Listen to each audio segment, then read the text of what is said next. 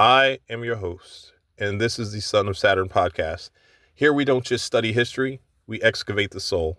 We dismantle the narratives of the surface world to find the gnosis buried beneath the ruins of the ancient Levant. Leave the noise of the material world behind. The veil is thinning. Let us begin the descent. Tonight we face the mouth of the underworld.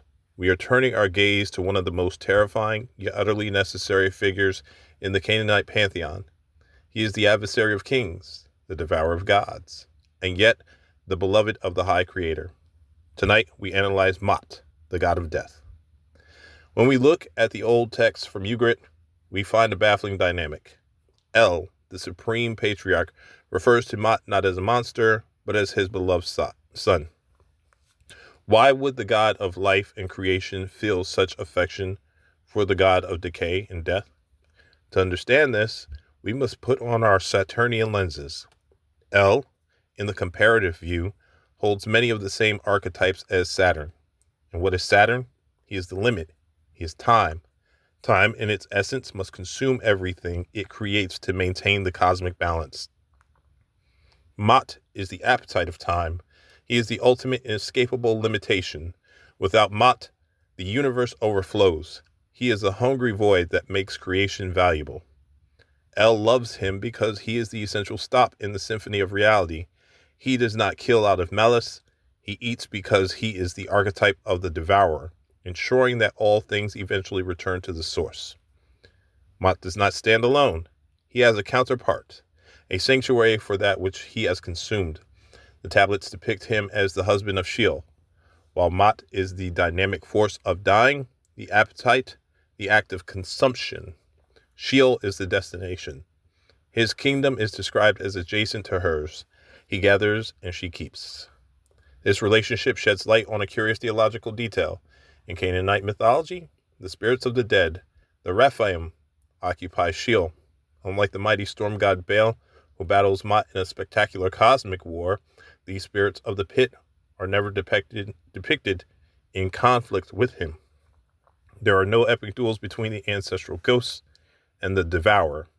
They are his subjects. They exist in resignation, having accepted the definitive limitation that Mot represents, until a necromancer brings him back up. They show us that once consumed, conflict ends. Perhaps the most crucial aspect of Mot to grasp is his nature. He is not a person you can reason with. He is not a devil you can outwit. Mot is a primordial force. He is a fundamental, irreducible constant of the universe, just like gravity. You cannot appease Mot. No amount of sacrifice stops him from eventually coming for everything. You cannot bargain with the void. But for the initiate, this is where the gnosis begins. While you cannot bargain with the force of nature, you can align with it. You can understand his dynamics, and you can ride the wave of that devouring energy rather than drowning in it. So how is this terrifying gnosis practical for the modern initiate of the occult? How do we take the energy of Mot, the devourer, and utilize it in our work? Death, on an energetic level, is the ultimate pruning tool. Here is how we use it. Pruning the soul. Mot is an energetic razor. We utilize his force to cut away anything that is no longer useful to our spiritual growth. Bad habits, outdated beliefs, stagnant relationships. We allow the death energy to consume them so something new can rise. Understanding consumption. Mot's devouring spirit is essential for understanding the dynamics of energy. In occult work, energy is not created or destroyed, it is transferred. We consume energy from one source to fuel another. Understanding Mot is the gateway to understanding the nature of vampirism. This is not monstrous, but it is a sophisticated understanding of energetic exchange. Clearing of illusions. Life is incredibly noisy. It throws illusions at us daily. Mot, absolute silence, absolute void, removes the illusions cast upon us during life. He forces clarity. When you work with death, you see things as they truly are, stripped of the surface level distractions. A sanctuary of rest. Mott is not just a monster. He can serve as a sanctuary. For those weary of the constant creation and conflict of life, aligning with the void can provide a moment of profound, restful silence.